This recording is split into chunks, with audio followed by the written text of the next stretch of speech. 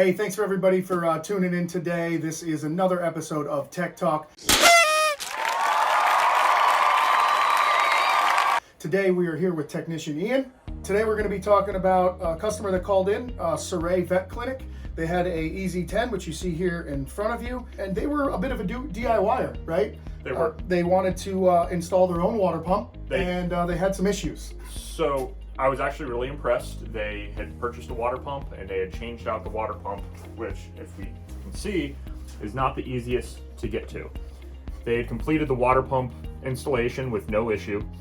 The only downfall was when it went into drying, there was water actually shooting out of where their HEPA filter was supposed to be, and she thought she had broken something really bad. We had jumped on FaceTime together, and she had these two hoses mixed up. So all we had to do was remove this top hose and put it at the bottom and vice versa, and the unit was running perfect. This hooks up to a valve in the back, and when that valve is activated, it pulls air from here through the compressor and into that valve, into the chamber. With these hoses reversed, it was actually pulling water from the chamber and pushing it out here.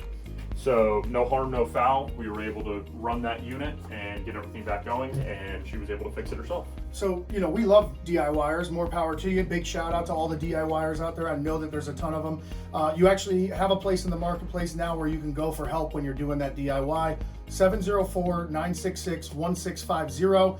It's a free service that we offer. If you run into any issues while you're doing your DIY project, give us a call. We'll get you all squared away. We really appreciate you tuning in today. Technician Ian, thank you so much for joining us. Really appreciate it. And we'll talk to you soon.